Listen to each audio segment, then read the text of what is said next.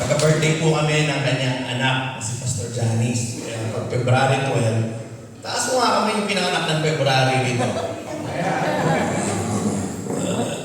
Legends are born in February. Amen?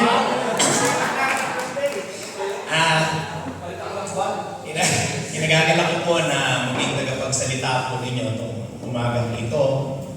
Kanina, nasa panahon po tayo ngayon ng eleksyon. Aminin po natin na kahit hindi po natin gusto yung kandidato, gusto natin yung mga merchandise na binibigay nila. Tama po ba? Kukunyarin pa kayo. Magpunta lang po ng plastic sa Hope Methodist Church. Kahapon nasa Pasig ako, meron isa pong mga kandidatong senador. Sabi ko, pengin naman sombrero. Wala na, sir. Pero mabuti ho yung tatay ko, lahat ng meeting di advance na tumatakbo sa amin, pumupunta ko ron dahil sa mga merchandise. May bigas po. Siyempre, may bigas. May mga papremyo po sila. Yung isa ginagamit ko, yung ano, dala-dala ng tatay ko. Meron sila ganyan, sabi ko, ayos ah. But then it reminded me, kanina, powerful ng kanta. Handog niya ay kapayapaan, handog niya ay kagalakan, handog niya ay kalakasan, sa bawat pusong napapagat, kaya't ang awit ng papuri at ang awit ng pagsamba. Napapalitan ko. Ay para lang sa Kanya. Alam niyo po ba, every time you go to church, you instantly get the peace of God. That peace that passeth all understanding. And instantly you get that joy. That is like a fountain. Yung iba nauubusan na, pero ikaw, saan nagkagaling itong kagalakan? See, I believe right now you know the difference between happiness and joy. God doesn't give us happiness. God gives us joy. Kasi it never runs dry. Amen? Sino mo nga yung katabi mo? Mukha lang yan may pinagdadaanan pero umaapaw yan ng kagalakan. Ito mo nga. Parang hindi ka naniniwala. Amen? And then, yung kanta ho na yun, kahit kasingitan na namin ni Pastor, it never gets old. Handog niya ay kalakasan sa bawat pusong napapagan. Kaya alam niyo, every time we go to church, and this is what the church should be. Every time you go to church, paglabas ninyo, para kang fully charged. Amen? Amen. Kaya paglabas mo, ready ka na sa harapin mo sa mga tulak at hatak ng buhay. Amen? Okay?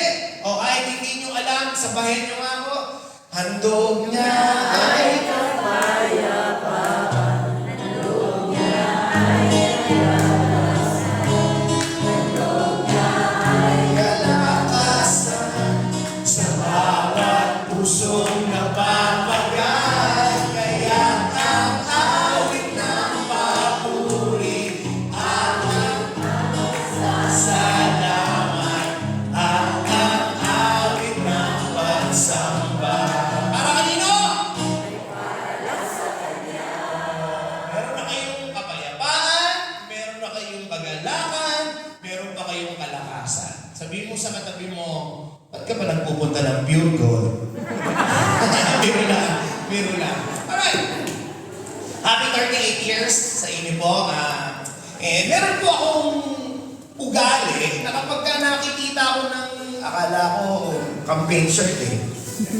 Tinitignan ko, ano ba ito? Biro lang. Anniversary shirt. Pagka dalawa o tatlong beses mo nakikita yung isang salita, parang may sinasabi ka dito, Panginoon. And I highly encourage you think that way. Pagka meron ka hong nakita, nalarawan, nabasa, na salita, na higit sa dalawa, ibig sabihin, malamang may sinasabi sa iyo ang Panginoong Diyos. Amen? Alright. So, hindi confirmation bias yun. Sabi ng mga matatalino sa psychology, that's just confirmation bias. Sa akin, ang tawag doon, providential. Merong sinasabi ang Panginoon sa atin. So, in light of that, na-invite ako sa isang simbahan na 38 years din ang anniversary nila. So 38, dati ko yung bewang, taas na ang kamay. Dating bewang ang 38. Taas ang kamay, higit sa 38 ang bewang ngayon. Hallelujah. Okay. Amen. Amen. Tapos, nag-invite si Brother Rene. Nabasa ko rin, 38. Ay, sabi ko rin, may sinasabi ka rito. Hindi po ako numerologist, but it allowed me to see, what are you saying about this number 38? And then of course, nag-research ako. Alam niyo ba, 38 is the number of years that the Israelites journeyed in the wilderness before they reached the promised land. Sabi ko, hindi, 40 yun na. Tapos ako may bewang 40. Parang naman ito pastor na to, right? Kasi kahit ako, kumalas yung utak ko, 40 yun na, it's 40. But then as you dig deeper, no, it's not. It's 38. God gave them 2 years. When they got out of Egypt, when they wandered around the area, when God gave them the 10 Commandments, when God allowed them to see Him in Mount Sinai, it took them 2 years. And in that 2 years, sabi ng Panginoon, oh now, you need to conquer the land that I promised to you. Ang problema, natakot sila. Ito yung kwento, sabi ni Moses, Moses is a very good leader. You have to understand that. Mamaya makikita niyo yung leadership ni Moses. Sabi ni Moses, pumunta yung 12 to scout the land. That's what happened. So the 12 of them went and they returned. All of them have one common denominator. Ang ganda! Totoo nga! Nakita mo itong upas kasi laki ng ulo ng speaker ng home na yan. Totoo nga, ganun kalaki. Kaso, alam niyo yung pinakadelikado na salita, kaso, so yun na nga, ayun na delikado nun eh. Yung mga, uy, atin lang to ah. Huwag kang makikipag-usap sa mga taong ganun. May sasabihin ako, atin lang to. Layuan mo na. Amen? Iwasan mo chismoso. Amen? Sabihin mo sa atin mo, hindi ako pinatakamang na pastor. Sabi mo lang yung dalawa, totoo nga. Sabi ng 10, kaso ang lalaki ng tao ron. Para lamang tayong grasshopper sa harapan nila. Kaya ako yung bahala ko, biblical, balang. Para lang tayo magbalang sa harapan ng mga yun. Sabi ng 10, sabi ng dalawa, shut up! Shut up! The God who journeyed with us outside of Egypt is the God who will fight with us in defeating these Canaanites. Sabi ni Caleb at sabi ni Joshua. Kaso, noon pa man, majority wins. Amen? Majority wins. Sabi ng mga 10, hindi nga mamamatay tayo doon. And, nung unang panahon, chismoso wins. Ang dami mo nang narinig na balita, you know how to fight the truth? You muddy the truth. It was so dirty, hindi mo na alam kung anong totoo. Kinalat, mamamatay tayo, kawawa tayo, yan. You know the story? And God got angry with them. Let me tell you this. If you want to do something, the best way to achieve something, whatever that goal is, you only need 2 years. That's the timeline of God. Saan kayo gusto magpabayaan? 2 taon lang. 2 taon lang. Diba? God gave them 2 years. Kaso mga nagreklamo, mga natakot. Sabi ng Panginoon, ay, napukulit nyo.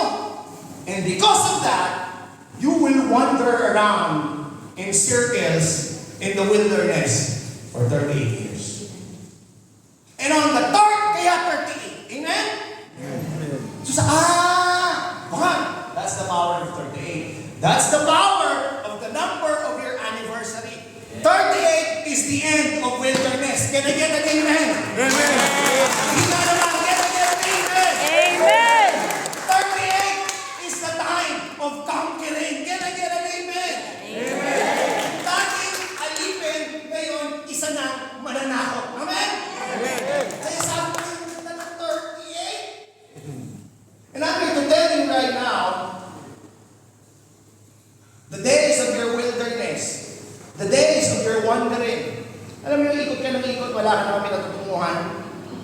nakakapagod po yung walang ginagawa at yung ikot ng ikot walang naaabot. Amen? Sabihin mo sa kapatid mo, hindi talaga ako pinatatamaan ng pasto. Parang ayaw nyo na. Sino ba yung inimbitan nyo na yan? Akala ko pa senador yan. Ulitin ko. 38 years is the end of wilderness. 38 years is the end of wandering. 38 years is the time of promotion. 38 years is the time of shift. Mag-shift ka! Mamaya malalaman mo yung shift na yun. And 38 years is the time God is telling you it's time to conquer the thing that I promised you. Taas ang kami naniniwala. 38 years! I declare in the name of the Lord Jesus Christ that the power of 38 will take place in this church. Sabihin mo sa kanya mo, 38 kapatid! Isa buhay mo! At pinarinig ako, isa bewang mo. Hindi. Isa buhay mo! Yan! So ngayon, pinapalakpakan natin ang Panginoon. Hallelujah! 38! Sana, pagbalik ko, yung iba, wala ng 38 na bewang dito. Amen? Diba? Mamahala ako kasi 32 na ako. Kung nakakilala ko ni Pastor, 40 yata yung bewang ko. Huwag na ako yung makita yun ng Jesus moment nyo. Alam mo yung Jesus moment, muntik mo nang makita si Jesus ang face to face. Tsaka ang sasabihin, mag-aayos na po ko, Lord. No.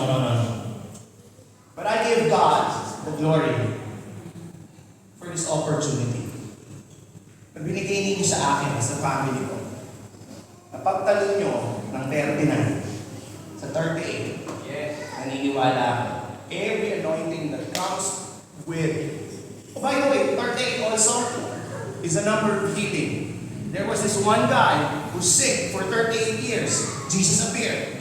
Sabi raw sa Matthew, who's been sick for 38 years?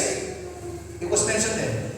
Sabi ni Jesus, get up, pick up your mat. Yung mga may sakit, pinapahirapan ng matagal na karamdaman, this is the year of healing in the name of Jesus Christ. Amen! Sabihin mo ulit sa atin mo, 38. Pagkakaroon natin ang Panginoon.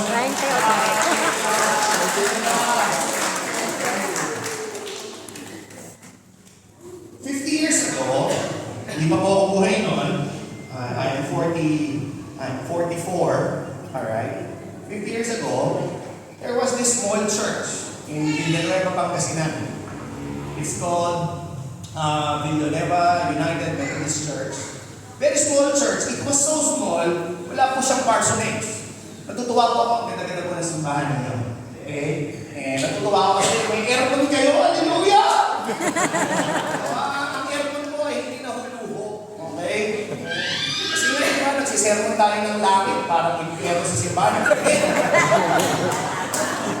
Mabalag po tayo. Amen? Amen. So itong simbahan ito, sobrang liit. Wala silang bahay pastoral. Mukhang maganda ang pastoral house ito. Amen? Amen. Amen. Nakayan din. Hindi. Church council, church leader. Kaya ito yung mga bahay ng pastor nyo. Amen? Mahalin yung mga pastor nyo. Amen? Ba't parang mahina ng mahina? Look. Ako na magsasabi sa inyo nito. Let me be the one to break this up. Parang patay na. Okay? Please, love your pastors. Amen. Alright? It is your God-given responsibility to make your pastors better and have a better life. Kasi dinubuhos nilang buhay nila sa inyo eh. Mambirang aircon lang, hindi mapa-aircon. Baka naman, pastor kuryente mo lang, 1,000 Huwag naman ganon! Diba? Hello! Sabi siguro naman, ano ba yung binayan? Kidding aside, I know the transition, that hope, death, it's an act of faith and an act of conviction. So there's a difference between belief and conviction. Belief, pwede pa kitang mautot at mailipat sa iba. conviction, wala nang nangyayari, nabibigyan mo talaga yan. And your pastors stood with that conviction. Alam niyo, pastor niyo. Sino ay kapag nakita ng ibang mga tao, yung pastor ninyo, parang lahat gusto na magpastor kasi pinagpapala sila. Amen? Amen. Madalas ko napapagkamalalo akong artista, hindi ko pastor. I'm not kidding. Meron akong pinuntahan na tao namin doon, favorite store. May nakita akong damit. Magkano to? Sinabi, kasi ko, Ilocano ko eh. Sabi ko, sabihin mo kayo Isaac, ganito na lang. Sabihin mo si pastor. Nagtingin. Nagulungan, pastor ba yun? Hindi na, natawag pa. Lumapit ka sa manager. Ay, si pastor yan, hindi mo kay pastor. O sa gugulungan sila. But I'm saying is this, pagpalain yung mga pastor nyo, kung gagawin nyo yun, palapakan nyo ang Panginoon. Sabihin ko sa akin mga pastor ha, kapag-pray ko sila. So, balik po tayo sa simbahan ng maliit, wala po silang bahay pastoral.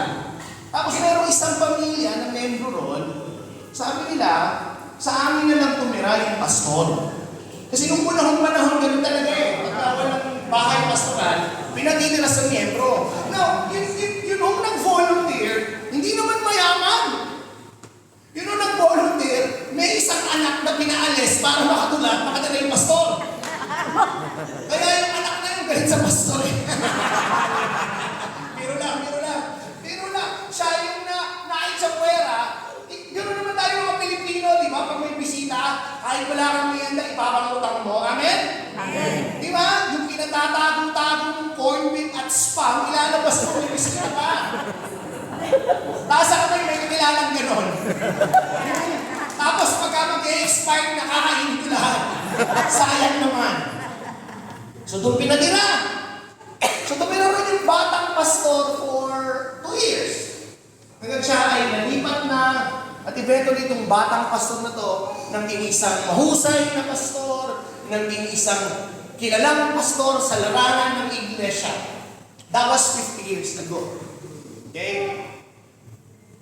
20 years ago, nag-aaral po ako sa seminary, sa Palapala, sa UTS, sa Marinas. Sabi ko sa Panginoon, magpapastor po ako, iiwanan ko po ang mag-artista, gusto ko po magpastor. Hallelujah!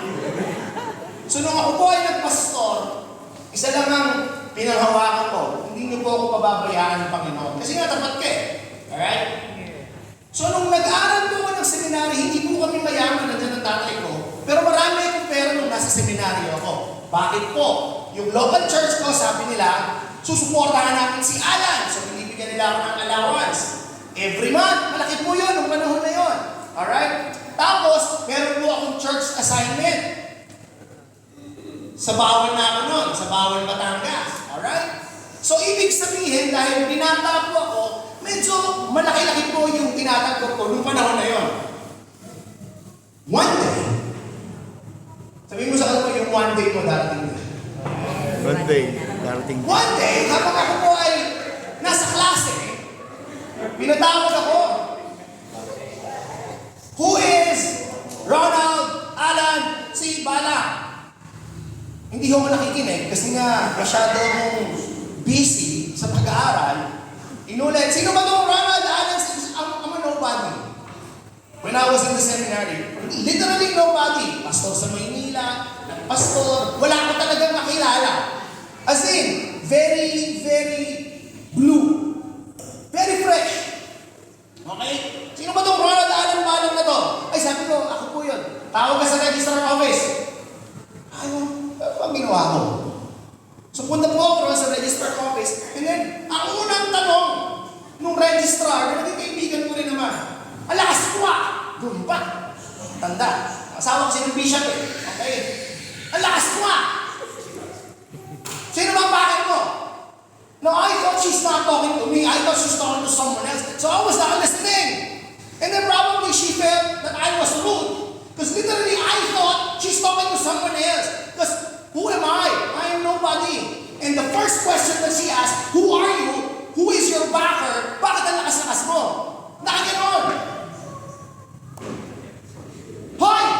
Balang! Ay, shucks, wala. Ano po yun? Ano po yun? Sana, syempre, nakikita sa kanya eh. Minsan lumalabas yung pagka-gangster ko. Ano yun? Sinong bakit mo? Padalakas-lakas mo.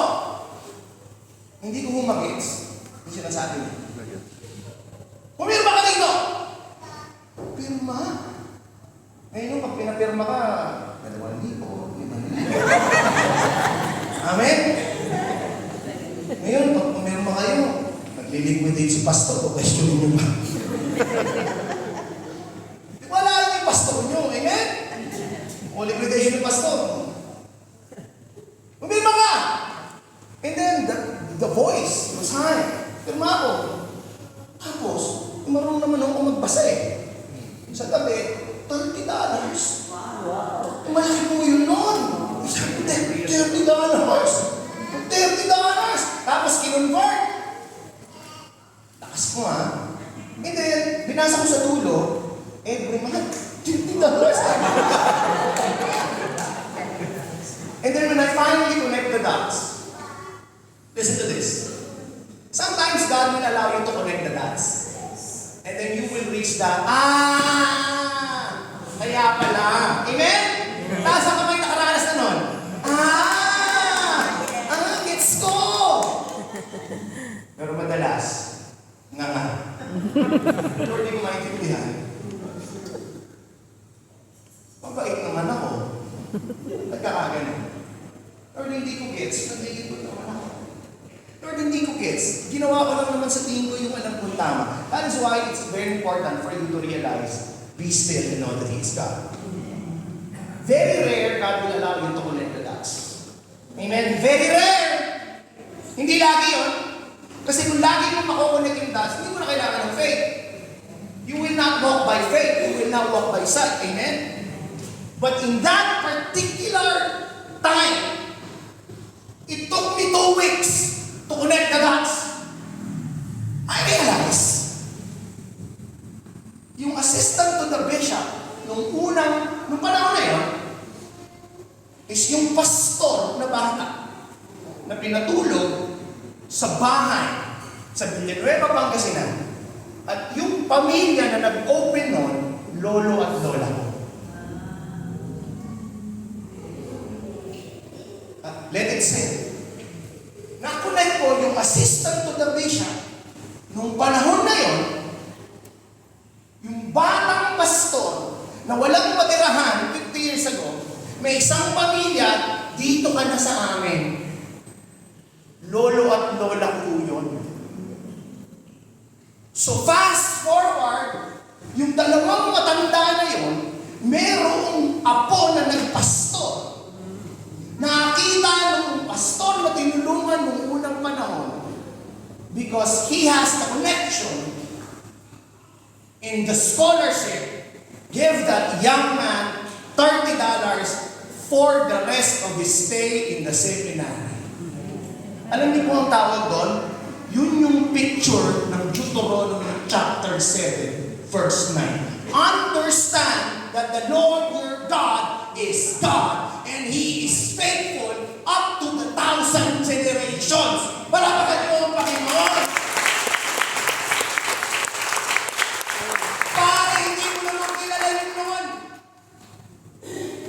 And then because he was able to connect the dots, yung apo ni matandang Melchor nagpastor. Kaya sabihin mo sa katabi mo, huwag kang mapapagod sa paggawa ng kabutihan. God is faithful!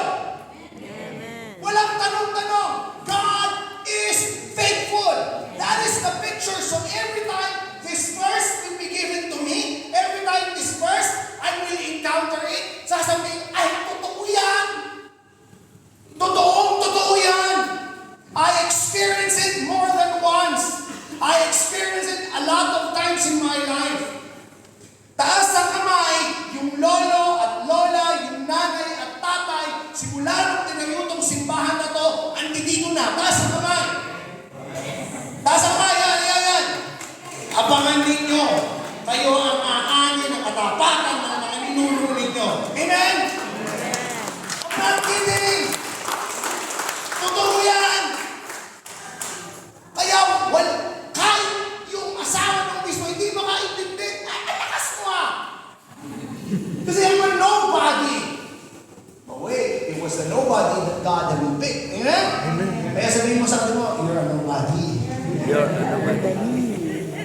somebody in Jesus' eyes. Sabi mo, You're somebody in Jesus' eyes. Somebody. taas ang kamay, nasa Hope Methodist Church, 20 years na.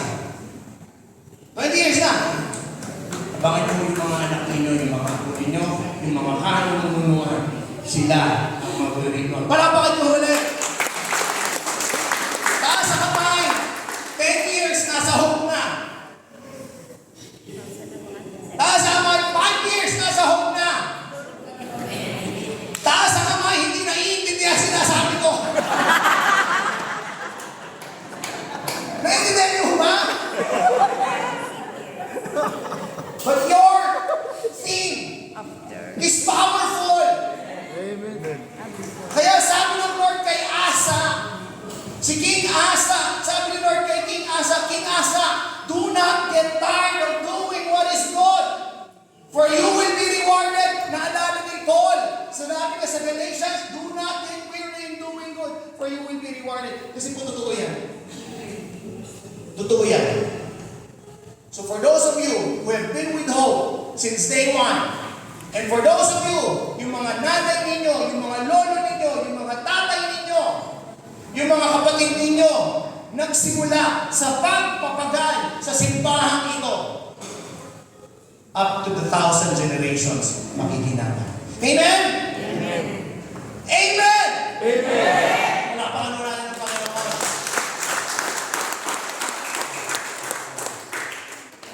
Sige po, let it sing. Let it sing. That's why we said it. That is why we are doing this event. Surprisingly, nasa 38 years na po kayo, and yung binigay mo nga sa akin is Deuteronomy 7. The context of Deuteronomy 7 was nagbibilin si Moses.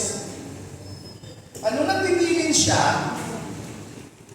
Yung sermon niya mula chapter 5 hanggang chapter 7. Okay? Guess what? Ano laman ng sermon niya? Ibigan, tulog pa. Tapat ang Diyos. Okay? He began to reiterate, God is faithful. God is faithful. God is faithful. And then, he reached verse 9, chapter 7 of verse 9, sabi niya, understand. Alam niyo, minsan nakakainis pag sinabi niya, naunawa mo? Di ba? Sino una sabihin? Naunawa mo? Di ba? Ano ba? Piling mo, hindi ko naunawaan? Di ba? Di ba? It's offensive when someone asks you, do you understand? Maloko to ah. But Moses, being the leader he was, sabi niya gano'n, let me read, I love your verse. Umpisahan lang muna natin sa chapter, sa verse 7. Pwede ko bang meron konting electric pan lang? Medyo mainitin ako si Pastor Alan eh. May nagregalo ko kasi sa akin ito. Hindi ako makakabili ng ganito. Okay, hindi ako makakabili nito. Alright. Sabi niya, ano ba gusto mo? Eh kasi naka-video lang. Sabi ko, gusto ko yung puti, gusto ko yung puti. Sigurado ka, gusto ko yung puti, gusto ko yung puti. Pag lumagin sa akin, ay mainit nga. Buti na lang, era pa ng hope. Amen? Amen. Umpisa ako sa verse 7. Reminder po sa atin lahat. Sabi niya sa verse 7, the Lord did not set His heart on you and choose you because you were more numerous than other nations. For you were the smallest of all nations.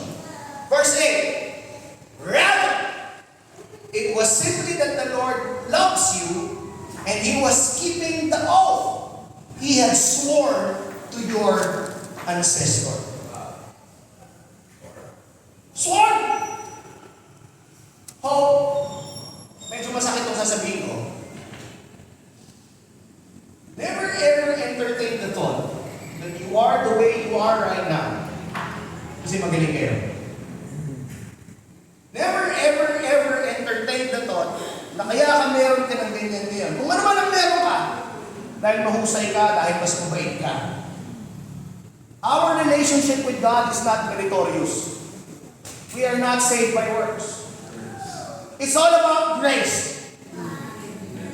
It's all about grace. Taas ang kami ng mga asawa. Taas ang mga kamay, ayaw na yung asawa niya.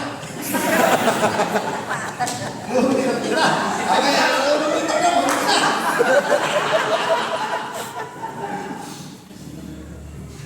The reason why I ask is that every time you look at your spouse, pag tinitingnan ko yung asawa ko, kahit naghihilig sa gabi, grabe Lord, hindi ko deserve ang babae ito, pero binigay mo sa akin. Grace. Amen? Amen. Sabi ni Moses, Israelites, huwag na wag niyong iisipin kaya kayo pinili ng Panginoon dahil kayo pinakamarami. Huwag na wag niyong iisipin kaya kayo pinili ng Panginoon dahil magagaling kayo. As a matter of fact, kayo nga yung pinakamaliit eh. The reason why I chose you is because I'm fulfilling an oath to Abraham, to Isaac, and Jacob. Amen? Amen. Kaya it took me 2 weeks. Siguro cute ako, kaya sa akin binigay $30. Siguro, kilala nila ako, kaya sa akin binigay $30. But then when I found out, pinupad lang pala ng Diyos yung pangako niya sa mga lolo at lola. Ako nakikinabang. In short, hope! Huwag tayong magiging mayabang. Amen? Amen. Pride comes before destruction. Huwag na huwag natin i-entertain, mas mabait kami kaysa sa kanila, kaya kami pinagpapala. Mas magagaling yung pastor namin kaysa sa kanila, kaya kami ganito. Why? The reason why you have all of this is 38 years ago, yung mga founding fathers ng Hope, nagsama-sama, nagtayo ng simbahan dito. And you are just benefiting from their faithfulness. Amen? Amen. Palakpakan mo natin ang Panginoon. Kaya ako binasa yun, kasi sinabi ni Moses if I will translate this, huwag kayong aangas. Huwag kayong aangas kasi kaya ako lang kayong pinili dahil may pangako ako kay Abraham, kay Isaac, at kay Jacob. Yun lang yun. And then, let us go to your main verse. Sabi niya gano'n, understand therefore that the Lord your God is indeed God. Dalawang beses kinagit that the Lord your God is indeed God. Why? They came from Egypt. Ang dami lang nakitang Diyos doon. Kung gusto nila ng Diyos ng aso, may Diyos ng aso. Diyos ng araw, may Diyos ng araw. Gusto nila ng Diyos na magpupuntis. May maraming Diyos.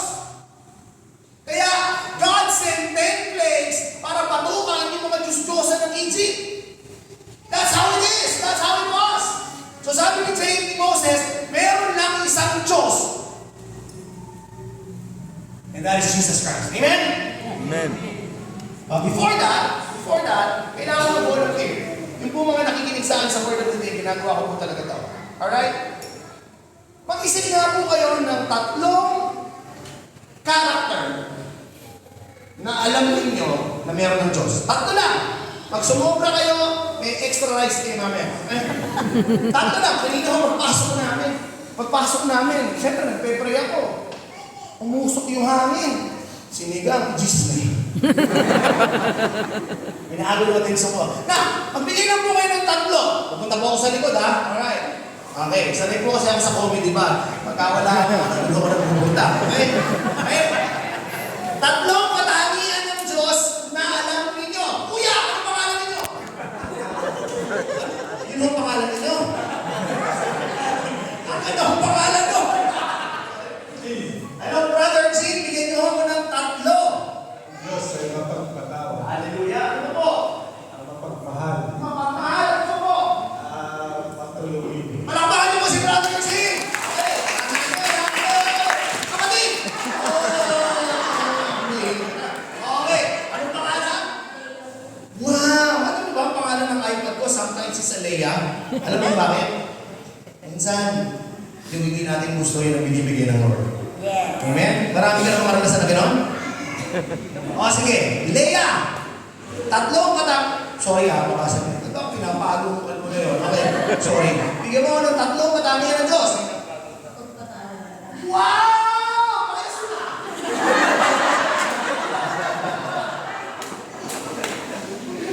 Kapagmahal!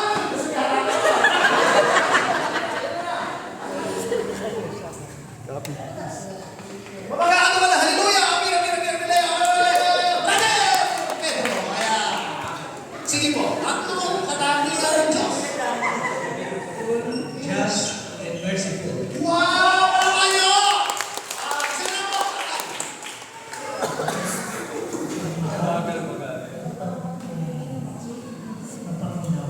Mabait, mapagmahal, mapapanaw. Ano po pangalan ng tatay? Salamat po, tatay Emilio. Volunteer, volunteer. Nanay! Sabi nito, ako mo, kasunod ako. Oo. Nanay! Ano po? Ano po muna pangalan? God of order, Wow! God of peace, Wow! God of strength. Order, peace, and strength. Palapakan niyo lahat ng mga nag-volunteer. Hallelujah! Hallelujah! Sabi ko sa inyo kanina, tingnan niyo yung leadership ni Moses. Moses knows that the Israelite knows that God is powerful. Moses knows that the people know for 38 years there is a pillar of cloud by day and a pillar of fire by night. They know that God divided the sea. They know when they got hungry, God sent food from heaven. When they want meat, God sent fowl from heaven. When they want water, God opened the rock and flows of water. Moses knows. They know. God is powerful. Bakit hindi sinabi ni Moses, understand therefore that the Lord your God is powerful. Bakit hindi niya sinabi, God is kind, God is merciful. Bakit hindi niya sinabi yung mga pinagsasabi-sabi natin? Pero he picked two characters of God. That's leadership. Understand that God is a faithful God. It is a basic question. Makapangyarihan ka nga, mapapagkatiwalaan ba kita?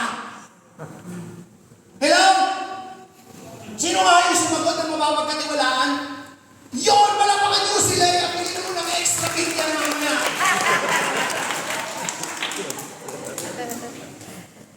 Do you understand? Pwede niya sabihin, God is powerful, pare.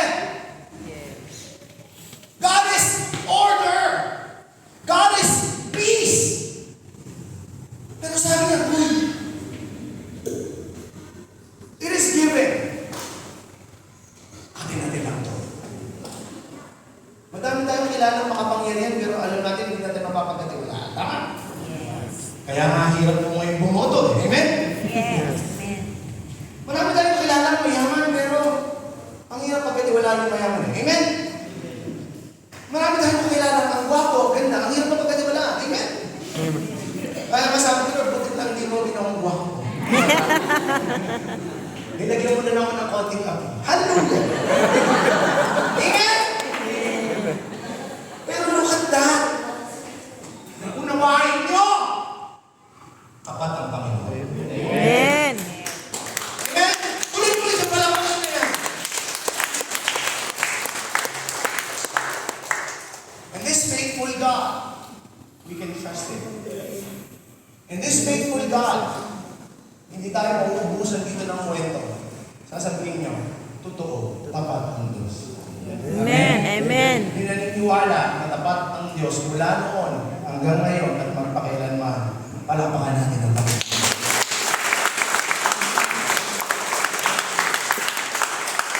That's why we celebrate. We celebrate. Amen? Amen. Another question. Bigyan niyo nga ako ng tatlo ulit na example na pinakita ng Diyos na mahal na kayo. Naniniwala ko kayo mahal kayo ng Diyos? Amen. Tingnan mo nga yung katabi mo kung mukhang mahal yan ng Diyos. Okay. Oh. Volunteer. Share 2 to nararamdaman mo, mahal ka ng Diyos. Sige ka. Si Brother 30. Brother, pag nakita tayo, 30 na lang yan, ha? Hallelujah! Okay, what's your name, brother? Brother Arnold, 2 to 3 instances na naramdaman mo, mahal ako ng Diyos. Hindi niya ako pinababayaan. Mahal ako ng Diyos dahil pinoprotektahan niya ako lagi sa araw-araw. At binibigay niya yung mga kailangan namin sa araw-araw. Palapakan niyo po si Brother Arnold. Okay. Pero welcome, Brother Arnold. Brother, 32, in Jesus' name. Okay. Madam! Sabi niyo, tawag mo po po. Hindi mo tayo kayo, kasama ko kayo ni Pastor. Ayan, mapaalad si Pastor. Ano po muna ang name? Tatlong pagkakataon na ramdam mo. Laban mo nila. Si Lord ay mapagbigay. In times of trouble, nire-rescue niya. At saka, yung walang-wala ka na, biglang may dala. Taas ako may nakalalas sa'yo. Wala na. Taas ang kamay, gusto mo naranasan. Ang dami-dami mo pa, pero may nagbibigay pa sa'yo. Ay! Totoo yun. Oh, ma'am, yan, may kumain ako. Sige po.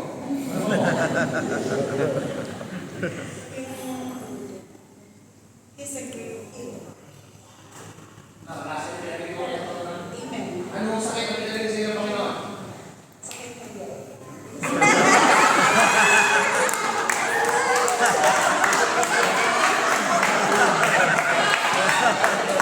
Hindi naman si Pastor yan. Palabakan niyo mo! Si kapatid na Lola. Yung Club 20. Masama yung Club 20. Sila po yung pagkabibili may 20% discount. Club 20. Amen? Mami pa, tatlong pagkakataon. Alam niyo, mahusay mo na pastor to. Okay? Na naramdaman ninyo, mahal kayo ng Diyos. Binigyan niya ako ng magmamahal sa akin. Oo, Pastor Solito. Ano pa ba? Kasi po, Mike po, Mike. iba ang plano ko. Nung tanggapin ko ang plano ng Panginoon. Kanya, alam niya kung ano ang para sa akin. Kaya lagi ko niya akong iniingatan. Kahit saan kami makarating, mundo, misyon, sa patay, sa kaguluhan, lagi kami iniingatan. Magkatuon, nagdala ako ng Panginoon. Wala na po akong mali. Oo, palapakan niyo. Ilan taon po yung taon na po? Ay, sabihin niyo dati. Mag-86 na po. Grabe. Palapakan niyo po. Sino ba? Volunteer. Ma'am! Ano po ang pangalan? Po si Bes Hernandez. Ano po? Siguro po yung ibinigay sa akin ni Lord noong panahon na kami ay pinaalis dun sa aming tirahan na wala po kami mapupuntahan. Pero talaga po napakalaki ng ibinigay ni Lord dahil hindi naman po ako mabait. Pero bigyan po niya ako ng bahay at lupa. Wow! Na ngayon po ay aming tinitirhan po dahil sa kalumayang pandemic, wala ko kaming panggap. Wala ko kaming may bibig po, maliit. Pero yung tao na mabait, bigla po siyang nag-alok. Huwag po kayo mag-alala, may nung kaming lugar na lupa para sa inyo. Ayun po, ginrag namin. Kaya yung talagang kaya siguro, kaya yung ay hindi siya talagang nagbago sa amin. Nandiyan yung binibigay niya yung mga hiling ko sa kanya. Kaya talaga Lord, kahit kung ganito ako, hindi po ako magdadalawang isip na maniwala sa inyo at magmahal sa iyo at magsamba po rin po kayo. Palapakan niyo si Mrs. Hernandez. Alright. Lahat po na sinabi niyo tama. But I need you to look at this specific thing. Ilang minuto ba tapos na? Baka naman kasarap ako. Okay na po ba? Okay lang. Sige po, tapos na po tayo. umiihip na yung hangin yung sinigang. Tapos sabi ni Leia, yung extra meat ko Taas mo kamay na may anak. Taas mo kamay. Gusto ko ba mag-anak?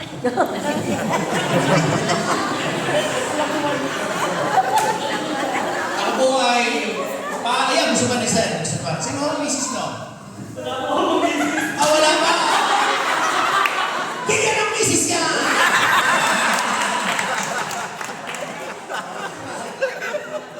Yung dalaga dito, gusto ng misis. Yung misis muna bago anak. Dapat may suot ka muna ng gano'n Anyways, ako po ay kapalan kasi bibigyan po ako ng dalawang anak. Dalawang lalaki. When we name our children, we see to it that it's just a name. We name them names so that they can live with it. The eldest is Dakila. Dakila, ay start na. Anak! Ayan, nakatulog na. And then, he's the eldest. And then si Andres. Dakila, of course. No-brainer. I want the greatness of God to be seen in his life. Alright? That when they, every day, ang prayer ko na dyan, Lord, give me in my wife wisdom to unlock the God-given greatness that you implanted into our child.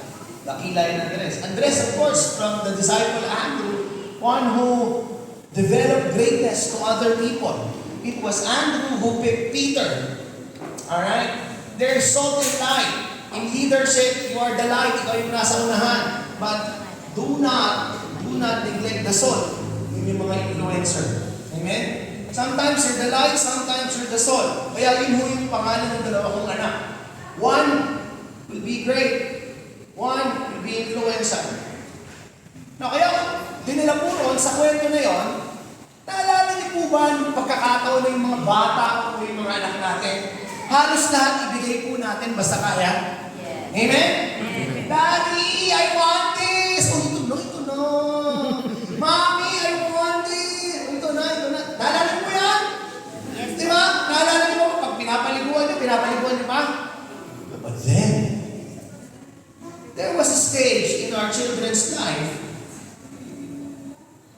we began to remove all of those perks, little by little, and they began to fend for themselves. Amen? Dahil may naghahain mo, ngayon sila na naghahain. Basic. Dahil hinahain mo, ngayon sila na pupunta sa eskwelahan nila. Dahil pinibigyan mo ng bako, ngayon sila na ang may sarili ng pinagkakitaan. Amen? It's not that the love was lessened, but the love became stronger because now we are entrusting our children to navigate life because you trust them na kaya na nila. Naalala niyo yung first time na hinayaan yung mag-isa yung anak ninyo? Halos lahat ng santo, tinawag niyo, makauwi lang. Yeah, it happened. Nung first time, yung pinag-grab namin yung panganay ko, panayan tingin ko sa akin, nasaan yung grab? Ngayon, lagpas-lagpas na ako, bayaan mo, uwi rin yun. Okay, uwi rin yun. Sabi ko sa asawa, uwi rin yun, tignan mo. Why am I saying this? Let me start the long ending for this message. Long ending. We start this about laway, sorry. Sabi ko sa teacher ko, ang teacher, kung nagtuturo pag may laway, magaling. Wow. Huawei na sa unahan. How can we grow in His love, in His glory? How can Hope Methodist Church grow in His glory? Let us go back to the Israelites. I'm about to end. For 30 years, pag nagugutom sila, darating yung grab sa umaga. May grab eh. Si Lord ang unang food panda. Sa umaga, may mana. Pag gusto nila ng karne, may darating na food panda na karne. Pag gusto nila ng tubig, may water station, ang pangalan Mara. Kasi inampas ni Moses, pa! Sabi niya tuloy, Mara. gusto ng mga anak ko? Tinapay. Anong gusto ng mga anak ko? Karne. Gusto namin ng tubig? 38 years! Bigay lahat. But when they about reach the promised land, the manna stopped. Not may isang, it's in the Bible. After 38 years, on the 38th year, the food stopped. Why? How can God display His glory to the Israelites if He will continue to feed them? God had to make a shift from being a slave to a conqueror. From the one na nagpapakain sa sarili niya. From being nomad to someone who owns a land. From being, I am fighting for you, towards, I will fight with you. For 38 years, God is fighting for them. Kaalala niyo yung mga bata, pagka may kaaway ng mga anak natin, lahat na awayin mo, nasa likod mo. But God had to display His glory to His children. So after 38 years, halika, sinong lalabanan natin? So you have to know the difference from I am fighting for you, from I am fighting with you. How can we grow in His glory? Sabihin mo sa katabi mo, responsibility. Alam niyo, natutuwa ako. Dati ako lang sa bahay ang nagbubuhat nung tubig kapag ka naubos sa dispenser. Ngayon yung anak ko, kasi nag-Spartan yan eh. Anak, tubig! Pati yung maliit. Nakita niyo ba yung tubigan mo? Yung tubigan mo, kaya mo kayo painumin lahat eh. Tubig! Nagre-reklamo! Why, hindi na naman! Nagre-reklamo! Wala naman magagawa eh. Pag si Aki, Daddy, one lang ha? Anong one? Dalawa! Meron kasi kami water dispenser, tapos meron kami tubig, yung degree ko para sa mga matatanda. Tatay ko ayaw na malamig. Di ba? So bubuhatin ngayon. And every time na nagbubuha sila ng tubig, ay, responsibility.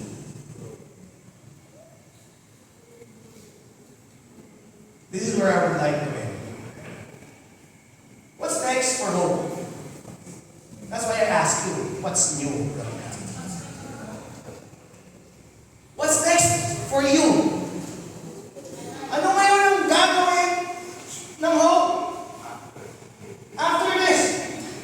But if you want to follow your verse, God gave them responsibilities. God gave them tasks. Ay, hindi na pwedeng ako yung nakikipaglaban sa inyo. Halika, makipaglaban tayo. Hindi na pwede yung ikaw lagi yung nanghihiram. Ikaw na ngayon yung nagpapahiram. It was said there, you will be the first. You will be the head, not the tail. You will lend to many, but not borrow from some. Because God gave them responsibility, and the glory of God has been seen in the lives of the Israelites. God gave them responsibilities. Usually, pag sinasabi mo itong responsibility, talaga tumatahimik trabaho. But what's next for this church? What's next for you? Let me share you two things, and then I will end, promise. Pastor, bago muna yung simbahan kami muna. A week ago, there was this young father and young husband na nagpa-quote sa akin. Sabi ko sa kanya, hindi niya lang gagawin niya eh. So usually there are 7 roles na meron ng isang tao. For example, siya. Ako na lang. How would you like to see your better self as a father? Kasi tatay siya, tatay ako. As a husband, as a career man, As a son, as a friend, kasi kaibigan siya, as a brother, kasi may kapatid siya, and probably, ang hobby niya kasi, as a sports, in that sports. Hindi mo naman kailangan i-develop yung pito na yun. But ikaw, ano yung role mo? Isa kang nanay, isa kang asawa, isa kang anak, isa kang kaibigan, isa kang lingkod ng Diyos. What's next for you? Anong responsibilidad ang tatanggapin mo para lumago ka sa glory ng Panginoon? Kasi hanggat wala kang tinatanggap na responsibility, and God had to stop the manna from coming kasi hindi pwedeng araw-araw buong buhay nila sinusubuan sila. And alam mo, hindi rin pwede sa mga anak mo yun. 16 na, 28 na, sa'yo pa rin nakatira. May asawang anak na, ikaw pa rin ang nagbibigay. Yan, masakit. Sakit magsalita ng kalbong yun, no? But if you cannot take the heat, get out of the kitchen. The Word of God will pierce to our hearts. Hindi kasi kawawa naman. Enabler ka, mama. Enabler ka, papa. Kawawa naman eh. Look at what God did. Anong kawawa? Magtrabaho kayo. Anong kawawa? Sige, labahan ninyo. Kasama niyo ako. As a person, what development are you doing to yourself right now? Anong ginagawa mo para ma-improve yung magiging nanay mo, yung magiging asawa mo, magiging empleyado mo, magiging tambay mo? At least naman naka-wifi Tama kami, naman. dati wala. Pati ka nalay sa simbahan. What's this for hope? Anong responsibility ang kukunin ng hope ngayon? Let me share to you the 7 societal mountain of influence. Ang bawat churches, ito yung tinatarget. Government.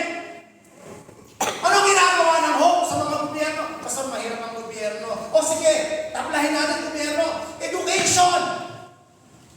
Anong ginagawa natin sa campus? Anong ginagawa natin sa mga university? That's influence. Medicine. Meron ba kayong membro? Meron ba kayong mga tao sa ospital? Meron ba kayong ginagawa sa ospital? Entertainment. Abutin natin yung mga artista. When the church was open, marami itong artista. I'm not kidding. Entertainment. Ano pa? Church. Meron bang tinutulungan na church ang hope? Meron. Hallelujah! Di ba? Palakihin nyo pa. Ano pa? Ano ba yung sinabi ko?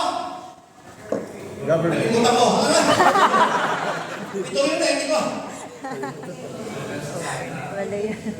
Yeah. Government.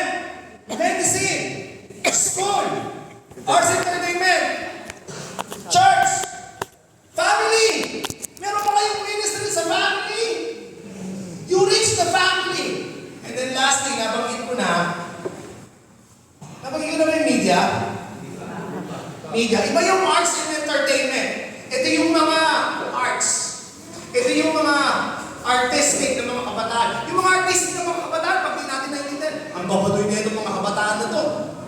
Kasi ngayon, nauuso sa mga kabataan yung cyber world eh. Ano yun? Tapos yung mga malalaking bakit di ba nila lahat yung mga kabataan sa forma nila? Minsan gano'n pa rin.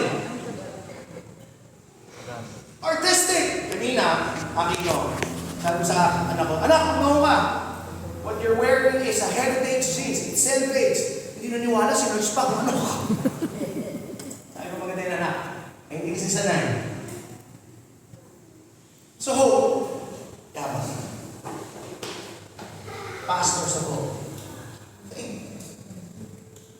What is hope doing in the area of government, in the area of the school, in the area of medicine, in the area of family, in the area of church, in the area of media, in the area of entertainment? Pwede lang magkwento ng isa tapos tapusin mo na? Pwede? There was a businessman. Because God has been our direction. Honestly, hindi ako nag-top sa government. Hindi ko kaya. Ako talaga, sabi ko, mahirap siya. Para sa akin, but it's not an excuse. Because our God is Melchizedek, both a priest and a king. So dapat meron tayo. When I was young, I also government. Takot ako. But we reached the businessmen, we reached the arts and entertainment.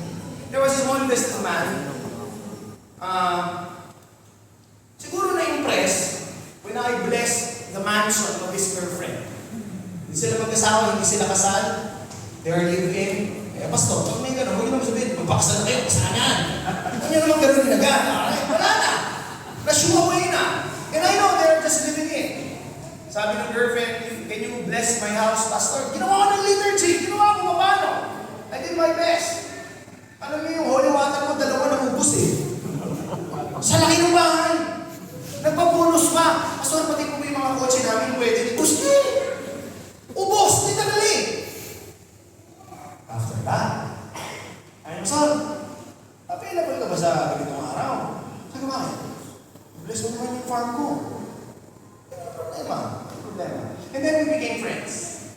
We established a relationship. Ganyan. And then he started giving. Hundreds of thousands. Nagbigay. And every time na nagbibigay, tinatanong ko, para sa akin ba ito? Para sa church. Para sa church, pastor! Amen. Sinasabi niya naman eh, para sa akin. Okay. Huwag kang maglala, wala sinabing para sa misis.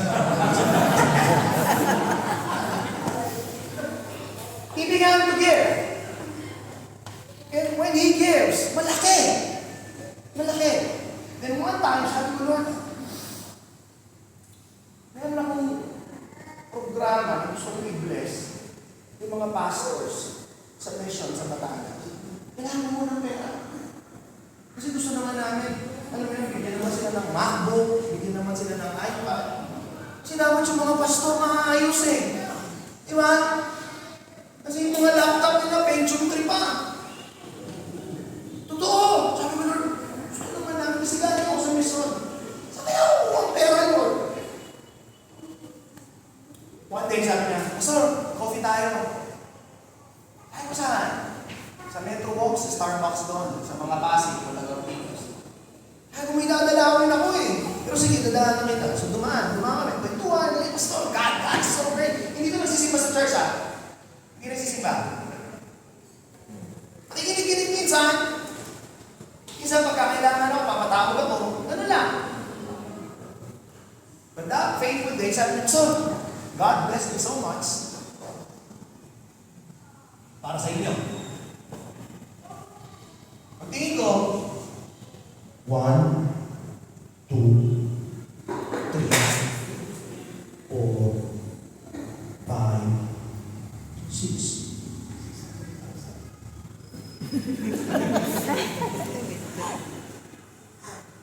Kano? Pare sa bagsakan, 800,000. Kung saan kaya kung mas tatakbo, nakapangalan sa akin, Ronald Alan Sibala. You know what? God is faithful. I don't need to steal. My God, God is blessing me so much. If you're blessing your pastors, because not to say naman nina, hindi maranasan meron ka na binibigyan ka pa. Ang kulat ko eh. Maging galante sa mga manggagawa niya. I'm not kidding. Pare, sumobra ka ng zero ka. No! Tama yan. Tama ba? Yeah. Hindi ko niyayakap yan, yakap ko. Thank you. Marami pa yan, pastor. Pagpulay mo ng negosyo mo. And then the ministry ended. I think 3 months ago, nagpadala. Sabi ko, pre, wala na yung ministry. Eh, sa'yo na yung pastor. Ano? Sa'yo na yung pastor. Thank you. Why? It's reach the business man.